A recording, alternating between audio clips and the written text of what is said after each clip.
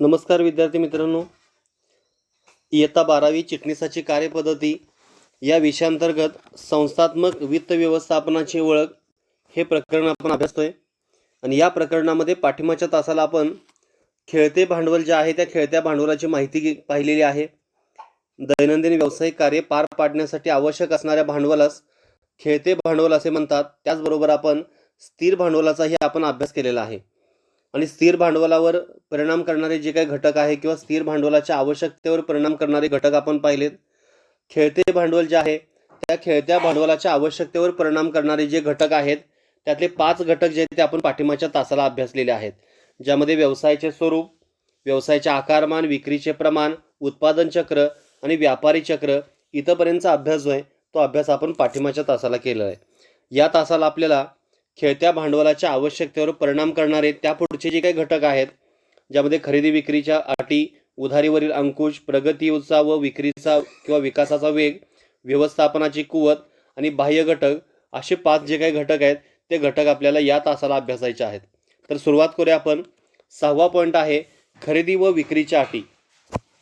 अगदी व्यवसाय संस्थेचा आपण जर विचार केला तर व्यवसाय संस्थेच्या जे खेळतं भांडवल आहे त्या खेळत्या भांडवलाच्या आवश्यकतेवर परिणाम करणारा महत्त्वाचा घटक म्हणजे काय की खरेदी आणि विक्रीच्या अटी. कारण कंपनी स्वतः खरेदी करताना उधारीच्या सवलतीचा जर फायदा घेत असते, परंतु वस्तूंची विक्री करताना अशी सवलत ग्राहकांना देत नाही, असे धोरण राबवणाऱ्या कंपनीज खेळते भांडवल कमी लागते. म्हणजे कंपनीला समजा उत्पादन करायचं आहे, प्रोडक्शन करायचं आहे, त्यासाठी लागणारा जो काही कच्चा माल आहे किंवा इतर साहित्य आहे, हे साहित्य खरेदी करताना ते उधारीवर जर त्यांना मिळत असेल आणि वस्तूची विक्री करताना अशी सवलत जी आहे हे जर ते ग्राहकांना जर देत नसतील तर अशा वेळी त्यांना खेळतं भांडवल जे हे कमी लागणार आहे. म्हणजे कच्चा माल जो आहे हा कच्चा माल घेताना उधारीवर घेणार आहे, परंतु आपला जो काही ग्राहक वर्ग आहे या ग्राहक वर्गाला वस्तूची विक्री करताना उधारीची जी काही सवलत आहे ही उधारीची सवलत जर कंपनी देत नसेल तर अशा वेळी खेळतं भांडवल जे आहे हे कमी लागणार आहे. आणि खेळतं भांडवल जास्त कधी लागणार आहे, या उलट कंपनी ज्यावेळी जो कच्चा माल असेल किंवा इतर ज्या काही वस्तू आहेत ह्या वस्तू कंपनीला जर उधारीवर मिळत नाहीत, परंतु विक्री करताना आपला जो काही ग्राहक वर्ग आहे या ग्राहक वर्गाला उधारीची सवलत जर कंपनी देत असेल तर अशा वेळी खेळतं भांडवल हे जास्त लागेल. लक्षात घ्या, महत्त्वाचं आहे.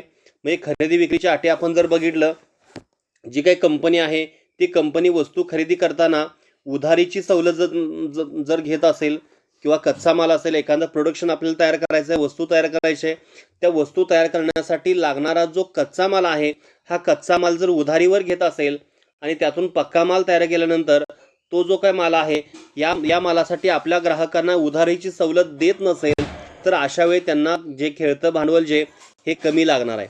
या उलट आपण जर विचार केला तर कंपनीला जो काय कच्चा माल आहे हा कच्चा माल उधारीवर मिळत नसेल, पण कंपनी आपल्या ग्राहकांना जो काय माल आहे हा माल जर उधारीवर जर देत असेल किंवा अशी जी काही सवलत आहे ही सवलत जर देत असेल तर अशा वेळी काय होणार आहे तर जास्त खेळतं भांडवल लागणार आहे. म्हणजे ग्राहकांना आपण ज्यावेळी वस्तूची विक्री करतोय ही वस्तूची विक्री करताना उधारीच्या सवलतीवर आपण ज्यावेळी देणार आहे त्यावेळी कंपनीकडे खेळतं भांडवल असणं आवश्यक आहे. जर आपण आपल्या ग्राहकांना उधारीची जी काही सवलत आहे ही सवलत जर दिली नसेल तर आपल्या कंपनीला खेळतं भांडवल जे हे कमी लागणार आहे. बघा, लक्षात घ्या, खरेदी विक्रीच्या अटी ज्या आहेत या खरेदी विक्रीच्या अटीनुसार देखील खेळतं भांडवल अवलंबून असेल. त्यानंतर त्यापुढचा आहे 7वा उधारीवरील अंकुश. आता उधारीवरील अंकुश आपण जर बघितलं, उधारीवर अंकुश ठेवताना अनेक गोष्टी ज्या आहेत ते लक्षात घेणं आवश्यक आहे. ज्यामध्ये उधार विक्रीचं जे काही प्रमाण आहे हे प्रमाण आपल्याला त्यामध्ये पाहावं लागतं. उधारीच्या अटी ज्या आहेत त्या अटी आपल्याला लक्षात घेणं आवश्यक आहे. वसुलीचे धोरण असेल, ह्या ज्या काही 3 ज्या बाबी आहेत हे बाबी त्यामध्ये लक्षात घेणं आवश्यक आहे. म्हणजे उधारीवर अंकुश ठेवताना आपला जो काही ग्राहक वर्ग आहे या ग्राहक वर्गाला आपण उधारीची सवलत देणार आहे, पण ही सवलत देताना उधार विक्रीचं प्रमाण किती असावं, उधारीसाठीच्या अटी कोणकोणत्या असाव्यात आणि वसुलीचे धोरण जे आहे हे यावर अवलंबून असणार आहे. आणि उधारीवर अंकुश ठेवण्याचे धोरण जर कठोर असेल तर कंपनीची आवक सुधारते. म्हणजे आपण आपला जो काही ग्राहक वर्ग आहे या ग्राहक वर्गाला एक सवलत म्हणून काय केलेलं आहे तर उधार जे आहे ते उधारी दिलेली, पण ही उधारीच्या वसुलीचं जे काही धोरण आहे हे धोरण जर कठोर असेल तर अशावेळी आपली आवक सुधारेल आणि आपल्याला कमी जे काही खेळतं भांडवल आहे ते खेळतं भांडवल लागणार आहे. पण याउलट हेच धोरण जर उधार असेल तर वसुलीचा जो काही प्रश्न आहे हा प्रश्न उद्भवणार आहे आणि योग्य वेळेस वसुली झाली नाही तर बुडीत कर्जाची, ज्याला आपण बॅड डेट्स असं म्हणतोय, अशी शक्यता असणार आहे. त्यामुळे अशा कंपनीला खेळत्या भांडवलाची जास्त गरज असेल. मी लक्षात घ्या, महत्त्वाचं, उधारीला अंकुश ठेवत असताना काही बाबी ज्या आहेत या बाबी लक्षात ठेवायच्या आहे. उधार विक्रीचं प्रमाण असेल, उधारीच्या अटी असतील किंवा वसुलीचं धोरण असेल, आणि हे उधारीवर अंकुश ठेवत असताना हे जे काही धोरण आहे हे धोरण जर कठोर असेल तर आपली वसुली जी आहे ती योग्य प्रकारे होणार आहे. म्हणजे आपलं खेळतं भांडवल जे आहे हे जास्त आपल्याला आवश्यकता नाही. पण आपलं हे जे काही धोरण आहे हे धोरण जर उदारमतवादी असेल तर अशा वेळी काय होणार आहे, तर वसुलीचा जो काही प्रश्न आहे हा प्रश्न निर्माण होणार आहे आणि बुडीत कर्जाची शक्यता देखील त्यामध्ये जास्त असेल. त्यामुळे खेळतं भांडवल देखील आपल्याला जास्त लागणार आहे. मी हा भाग लक्षात घ्या, उधारीवरील अंकुश. त्यानंतर त्यापुढचा आहे प्रगतीचा आणि विकासाचा दर किंवा विकासाचा वेग. कंपनीच्या उत्कर्षाबरोबर खेळत्या भांडवलाची गरज देखील वाढते. सातत्याने प्रगतीपथावर असणाऱ्या कंपनीज निधीची आवश्यकता सतत भासते. म्हणजे आपली जी काही संस्था आहे ही संस्था सुरू करत असताना आपण स्थानिक पातळीवर जी काही पातळी आहे त्या स्थानिक पातळीपासून ही आपण संस्था सुरू केली आणि त्या संस्थेचा विकास होत होत ती जी काही संस्था आहे ही संस्था आता आंतरराष्ट्रीय पातळीपर्यंत त्याचं अस्तित्व जे ही अस्तित्व निर्माण केलेलं आहे. म्हणजे हा जी काही कंपनी आहे या कंपनीच्या विकासाबरोबर किंवा कंपनीच्या उत्कर्षाबरोबर कंपनीमध्ये असणारं जे काही भांडवल आहे हे भांडवल देखील जास्त लागणार आहे. खेळतं भांडवल देखील जास्त लागणार आहे किंवा स्थिर भांडवल देखील जास्त लागणार आहे. म्हणजेच काय की कंपनीचा उत्कर्ष जसा वाढणार आहे, कंपनीचा विकास जसा वाढणार आहे, त्याच पद्धतीनं कंपनीच्या ज्या वस्तू आहेत त्या वस्तूंची मागणी वाढणार आहे, काम करणाऱ्या कर्मचाऱ्यांची संख्या वाढणार आहे आणि ह्या प्रत्येकाचा परिणाम म्हणजे काय असेल तर आपल्याकडं खेळतं भांडवल जे आहे हे खेळतं भांडवल जास्त असणं आवश्यक आहे. म्हणजे प्रगतीचा आणि विकासाचा वेग जो आहे हा वेग देखील खेळत्या भांडवलावर परिणाम करणार आहे. हा वेग जर जास्त असेल तर खेळतं भांडवल देखील जास्त लागणार आहे. कारण स्थानिक पातळीवर काम करत असताना कर्मचारी कमी लागतात. आंतरराष्ट्रीय पातळीवर ज्या कंपनी जाणार आहे किंवा कंपनीचा उत्कर्ष होणार आहे, कंपनीचा विकास होणार आहे, तर अशा वेळी खेळतं भांडवल जे हे जास्त लागणार आहे. त्यानंतर त्यापुढचा आहे व्यवस्थापनेची कुवत. जो व्यवस्थापन वर्ग आहे किंवा व्यवस्थापकीय कृती करणारा जो काही वर्ग आहे तर त्या वर्गाची कुवत कशी आहे आणि ही कुवत कशावर अवलंबून आहे, उत्पादन व वितरण. उत्पादन व वितरण जे आहे ह्या व्यवस्थेवर उत्पादनाची आणि वितरणाची व्यवस्था कशी केलेली आहे. म्हणजे जो व्यवस्थापक आहे या व्यवस्थापकाचं व्यवस्थापन कसं आहे, त्या व्यवस्थापनाची कुवत काय आहे, ह्या कुवतीनुसार देखील खेळतं भांडवल लागणार आहे.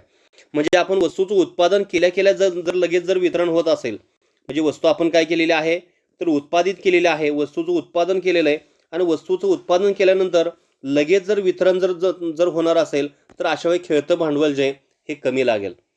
पण ज्यावेळेस कंपनी मालसाठा किंवा स्टॉक करून ठेवणार आहे अशा वेळी खेळतं भांडवल जे आहे ते जास्त लागणार आहे. म्हणजे उत्पादन आणि वितरणाची कृती जर एकाच वेळेस जर घडत असेल किंवा कमी कालावधीमध्ये वस्तूची विक्री जर होत असेल तर अशा वेळी खेळतं भांडवल जे हे कमी लागेल. या उलट वस्तूचा फक्त साठा करून ठेवणं जर असेल, वस्तूचा स्टॉक जर आपल्याला जर करायचा असेल तर अशा वेळी खेळत्या भांडवलाची आवश्यकता जी आहे ती जास्त असेल. हे कशावर अवलंबून आहे, व्यवस्थापनेची कुवत जी आहे या कुवतीवर अवलंबून आहे. आणि शेवटचा जो काय पॉईंट आहे यामधला तो आहे बाह्य घटक.